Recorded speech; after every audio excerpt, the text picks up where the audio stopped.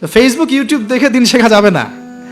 Facebook YouTube দেখে আমরা মাঝে মাঝে কিছু তথ্য নিতে পারি, কিন্তু এই জগৎটা ইহুদি খ্রিস্টান দ্বারা নিয়ন্ত্রিত এবং একটা ফিতনার জগৎ। এটা যে এত জঘন্য একটা জায়গা, এখানে কাউকে আর ভালো মানুষ রাখে নাই কেউ। যে কোনো আলেমের নাম বলেন, আমি তার ব্যাপারে 10টা খারাপ বের করে দিতে পারবো, আর আমার ব্যাপারে 11টা পারবো আর কি, ঠিক আছে? যে কোনো মানুষের কথা বলেন, কাউকে ভালো রাখে নাই। তো এইখান থেকে এলেম নেবেন না। এখান থেকে আপনি হয়তো কিছু তথ্য পাবেন, আবার তো সব তথ্য কিন্তু সঠিক না। এখানে রাতকে দিন বানানো যায়, দিনকে রাত বানানো যায়, ঠিক আছে? তো আপনি আলেমের দ্বারস্থ হবেন, তার কাছে যাবেন, সিলেবাস বলবেন যে আমি এই লেভেলে পড়েছি, আমার জেনারেল লাইনে এই পর্যন্ত পড়া হয়েছে, আমি এখন এই পড়াশোনা করছি, আমাকে একটা আমার মতো করে সিলেবাস করে দেন। দেখবেন আলেমরা কিন্তু একটা সিলেবাস আপনাকে আপনার লেভেলে করে দিবে আর কি। আমার লেভেলের সিলেবাস আপনার সিলেবাস এক হবে না, কিন্তু আমার লেভেলে যে সিলেবাস, আমাকে যে সিলেবাস করে দেওয়া হচ্ছে, সেটা কিন্তু আপনার মতো হবে না, আপনারটা আমার মতো হবে না।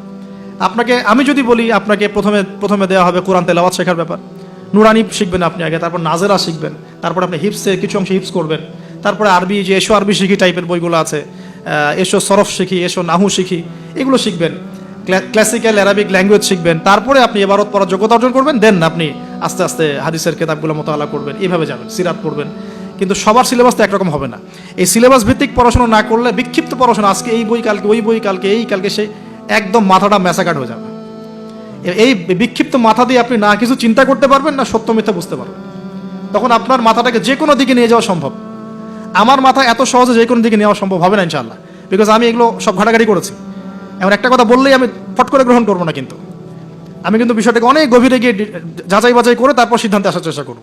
কিন্তু যারা বিক্ষিপ্ত মানসিকতার, যে কোনো দিকে নেবেন, বাতাস ওই দিকে দৌড়ানো শুরু করবে আর কি। এবং বাংলাদেশে যে চরমপন্থার যে একটা ব্যাপার আছে না, চরমপন্থী একটা আকীদার ব্যাপার আছে, এইটা এই বিক্ষিপ্ত মানসিকতারই ফলশ্রুতিতে হয়েছে। তারা যদি কনস্ট্রাকটিভ সিলেবাসে পড়াশোনা করতো না, তাদের মানসিকতা এমন হতো না, কিন্তু উগ্র হতো না। তারা বুঝতো, সমাজ বুঝতো, রাষ্ট্র বুঝতো, বিশ্ব বুঝতো, ওইভাবে তারা ইসলামকে নিয়ে যাওয়ার চেষ্টা করতো। আল্লাহ পাক আমাদের সবাইকে এই বুঝগুলো অর্জন করতে তৌফিক দান করুন। আমি আসলে অল্প সময়ে অনেক বেশি কথা বলতে চাই, হয়তো একটু এলোমেলো করে ফেলছি। তাওহীদের চর্চা, পরিবার, সমাজ, আস্তে আস্তে আত্মীয়দের মধ্যে, এবং দ্বীনি ইলম অর্জন, ওলামায়ে কেরামের সোহবত, এই কথাগুলো বেসিক কথা। এর পাশাপাশি আমরা বলবো যে দেখুন, এই প্রত্যেক যুগে যুগে আন্তাকিয়াবাসীর যে অবস্থা ছিল, প্রত্যেক যুগে যুগেও কিন্তু তাওহীদ আর শিরকের কনফ্লিক্ট এমনই ছিল। আপনি আবু জাহেলের যুগ বলেন, আবু লাহাবের যুগ বলেন, উতবা সাহেবার যুগ বলেন, ফেরাউন নমরুদের যুগ বলেন, সেম হিস্ট্রি। এখন আমাদের ওয়ার্ল্ড অ্যাফেয়ার্সও সেম, আমাদের ওয়ার্ল্ডেও এইভাবেই চলছে। এখানে শিরক আছে, এখানে কুফর আছে, আমাদের ওয়ার্ল্ডে সুদ আছে, আমাদের ওয়ার্ল্ডে জিনা আছে, আমাদের ওয়ার্ল্ডে পর্নোগ্রাফি আছে। যত পাপ আছে পৃথিবীতে, এই সমস্ত পাপের গ্লোবালাইজেশন হয়েছে এই ওয়ার্ল্ডে। আমরা একটা ভয়ঙ্কর বিশ্বে বাস করি। আমাদের মতো ভয়ঙ্কর বিশ্বে মনে হয় যে ওই আবু জেহেলরাও থাকে নাই। বিশ্বাস করেন না এটা? আবু জেহেলের যুগে শিরক ছিল, এটা গ্লোবালাইজেশন ছিল না। আবু জেহেলের যুগে রিবা ছিল, কিন্তু ওইটার গ্লোবালাইজেশন ছিল না, এত র্যাপিডলি মানে ফিতনা ছড়িয়ে পড়তো না। আমরা সবচেয়ে ফিতনাময় পরিবেশে বসবাস করছি।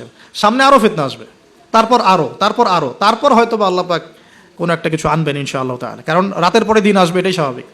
তো এখন এই ফিতনাগুলো পরিবেশে আমাদের কীভাবে আমরা চলবো তাহলে? ফার্স্ট অফ অল আমাদের ইলম অর্জন এক নাম্বার। তারপরে আমি বলবো যে আমাদের ইলম অনুযায়ী বেশি বেশি আমল দরকার, অনেক বেশি আমল দরকার, এবং অনেক বেশি আলেমদের সাথে সোহবত দরকার।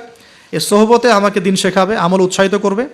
একা একা না থাকা, কিছু দিনই ভাই মিলে অ্যাটলিস্ট একটা অ্যাসোসিয়েশন বা ফাউন্ডেশন বা কিছু এক সোশ্যাল কোনো ওয়ার্ক, মানে এরকম কিছু নন পলিটিক্যাল, নন প্রফিটেবল, এগুলোর মধ্যে থাকা, তাহলে আপনি মানে একে অপরের সাথে মোজাকারা করে চলতে পারবেন।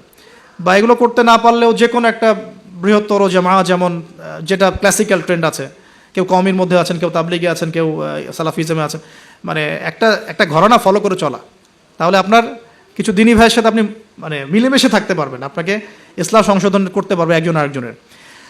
আর এখানে বিভক্তি না বাড়ানো, ঐক্যবদ্ধ থাকতে গিয়ে আবার বিভক্ত বানায় দল ক্রিয়েট না করে ফেলা। মনে করেন আমরা একটা ফাউন্ডেশন করলাম, এই ফাউন্ডেশনটাকে একটা দল মনে করা, না মনে করা যে আমি আমারটাই সত্য মিথ্যা চূড়ান্ত মানদণ্ড, এরকম মনে না করা, বরং আপনাকে সবার সাথে মিউচুয়াল করে চলার চেষ্টা করতে হবে। মানে হকপন্থীদের কথা বলছি, হকপন্থীদের সাথে মিউচুয়াল করে চলার চেষ্টা করতে হবে। তো না হলে ওইটা আবার আরেকটা ফেরকা হয়ে যাবে আর কি। আপনি হক প্রতিষ্ঠা করতে গিয়ে নতুন একটা ফেরকার জন্ম দিয়ে ফেলেন না, যেটা হয়েছে বাংলাদেশে হক প্রতিষ্ঠা করতে গিয়ে মানুষ বহু ফেরকার জন্ম দিয়ে ফেলছে আর কি। এমন যে বললাম না, হক ক, হক খ, হক গ, হক ঘ, কেউ কারোর সাথে কারো আবার মিল নেই। কয়ের আমির একজন, খয়ের আমির একজন, গয়ের একজন, ঘয়ের একজন, এইরকম হজবরল একটা হসপস অবস্থা হলে তো সমস্যা। তো একসাথে থাকবো, শোনেন, এই কথাটা খুব ভালো করে শোনেন। আব্দুল মালিক সাহেবের বই থেকে কথাটা বলছি, আমি ওনাকে অনেক শ্রদ্ধা করি। মতানৈক্য থাকবে, তার উপর ঐক্য হবে। মতানৈক্য আছে, ওই ভাই আমার ধরেন যে বাবরি চুল পছন্দ করে, আমি করি না। ওই ভাই মনে করেন যে কি বলবো, রফিল আদান করে, আমি করি না। ওই ভাই মনে করেন যে কি বলবো, যে হ্যাঁ জোরে আমিন বলে, আমি আসতে বলি। মতানৈক্য তার সাথে আমার আছে, কিন্তু তারপরেও আমাকে একসাথে থাকতে হবে। এরকম অবস্থায় না আসতে পারলে আপনি বাংলাদেশ কেন, সারা ওয়ার্ল্ড অ্যাফেয়ার্স চিন্তা করে মুসলিমদের ঐক্যবদ্ধ কোনো প্ল্যাটফর্ম বা কোনো রকম রেভলিউশন এটা আসলে সম্ভব হবে না। বরং এই সুযোগগুলো কাজে লাগায় অমুসলিম যারা আছে, ইসলামের শত্রু যারা আছে, এরা আপনাকে আরও ডিভাইড অ্যান্ড রুল নিতে থাকবে। End of the day you will destroy yourself, আপনি নিজেকে ধ্বংস করে ফেলাবেন আর কি। আর এরপরে আমাদের এখনকার করণীয় হচ্ছে ফিতনাগুলো রিকগনাইজ করা আগে, ফিতনাগুলো চিহ্নিত করতে শেখা যায়, কোন কোন জায়গায় কোন কোন ফিতনা আছে, তারপরে সেখান থেকে বাঁচার পদ্ধতিগুলো গ্রহণ করা। আর একটা কথা বারবার জোর দিয়ে বলছি আমি, ইলম অর্জনের কোনো বিকল্প নাই, প্রচুর পড়াশোনা করতে হবে। আল্লাহ পাক আমাদের সবাইকে প্রচুর পড়াশোনা করার তৌফিক দান করুন। মনে করেন এখন থেকে নিয়াত করেন যে ইনশাআল্লাহ আগামী 10 বছর আমরা ডানে বামে এত না দেখে পড়াশোনাই করতে থাকবো ইনশাআল্লাহ। খালি পড়াশোনা করতে থাকেন। আপনাকে এখন রাষ্ট্রের দায়িত্ব নেওয়ার দরকার নেই আপনার। আপনি পড়াশোনা করেন, দিনই ইলম অর্জন করেন, প্রচুর পড়াশোনা করেন, করে আপনি ডিনামাইট হন ভিতর থেকে, ঠিক আছে?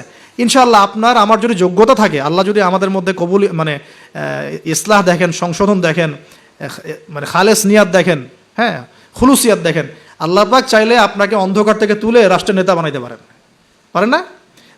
ওই যে জেলখানার কূপ থেকে তুলে ইউসুফ আলাইহিস সালামকে রাষ্ট্রের দায়িত্ব দেওয়া হয় নাই? এই দায়িত্ব কে দিয়েছে? আল্লাহ পাক দিয়েছে। তো এটার যোগ্যতা, পড়াশোনা করেন, প্রচুর ইলম অর্জন করার চেষ্টা করি। আল্লাহ পাক তৌফিক এনায়েত করুন, আমিন। এর সাথে আমলটা বাড়াই, ওলামায়ে কেরামের সোহবত এবং তাসকিয়া মানে আত্মশুদ্ধি। ডেইলি আমরা যে কাজগুলো করি এর মধ্যে দোয়া থাকবে, জিকির থাকবে, হ্যাঁ তাসবিহ তাহলিল থাকবে, কোরআন তেলাওয়াত থাকবে। কোরআন তেলাওয়াত মিস দিয়ে না, প্রত্যেক দিন কমপক্ষে 1 ঘন্টা কোরআন তেলাওয়াত করেন, বা 1 ঘন্টা না পারে 1 পারা কোরআন তেলাওয়াত করেন। 1 পারা টার্গেট নেন যে আমি পার ডে 1 পারা করে কোরআন তেলাওয়াত করব। এবং আমার ওস্তাদ আমাকে নসিহত করেন, ওনার নাম হাবিবুর রহমান, উনি বলছেন যে তিনটা কাজ কোনোদিন ছাড়বা না, কোনোদিনও ছাড়বা না। এক হচ্ছে প্রতিদিন কোরআন নর্মাল তো তেলাওয়াত করোই, একটা পৃষ্ঠা হলেও অর্থসহ পড়বে, একটা পৃষ্ঠা হলেও অর্থসহ। এই যেমন 5টা আয়াতের উপর আমরা কিন্তু আজকে আলোচনা করলাম, 4-5টা আয়াতের উপরে অর্থসহ পড়বে। 2 নাম্বার হচ্ছে রাসূল সাল্লাল্লাহু আলাইহি ওয়াসাল্লামের হাদিস 4-5টা করে প্রতিদিন পড়ার চেষ্টা করো, একটা বিশুদ্ধ বই থেকে। আর রাসূলের সিরাত, জীবনী 2-3টা পৃষ্ঠা হলেও পড়ার চেষ্টা করো প্রতিদিন। এই কাজগুলো করলে হয় কি, ঈমান তাজা হয়। আপনি ওযুর ফজিলত জানেন, অনেক দিন আগে পড়েছেন, এখন ওযু করতে গেলে সেই ফিলটা আপনি পাবেন না। আপনি এখনই ওযুর ফজিলতটা আরেকবার পড়ে যান, দেখেন আপনি ওযু করতে গেলে একটা ফিল পাবেন যে এটা আমার গুনাহ মাফ হচ্ছে এখান থেকে। এটা হচ্ছে ইলম অর্জনের ফলে আমাদের কিন্তু ঈমানটা রিচার্জ হয়। তো আমলটা বাড়াই, ডেইলি এই আমলগুলো চালু করি, জিকির আজগার, তাসবিহ তাহলিল। পারিবারিক তালিম করতে পারলে খুব বেশি ভালো হয়। হ্যাঁ, পরিবারে দাওয়াত দিব, পরিবারে আমরা এগ্রেসিভ হব না, পরিবারে অলওয়েজ দাওয়াত দিবেন। পরিবারবর্গ ইসলাম মানে দাওয়াতের পথে আসলো কি না, হ্যাঁ আপনার সংশোধনের পথে আসলো কি না, এটা নিয়ে এত বেশি ওভার ব্লাস্টেড হওয়ার দরকার নাই। আমার দায়িত্ব দাওয়াত দেয়া, বোঝানোর, ভাই বুঝিয়েছি, দোয়া করি আল্লাহর কাছে, আল্লাহ যেন সবাইকে হেদায়েত দেন, ব্যাস দ্যাটস অল, আপনার কাজ হয়ে গেছে। এরপরে আমরা আমাদের সামর্থ্য অনুযায়ী দাওয়াতের কাজ অব্যাহত রাখবো।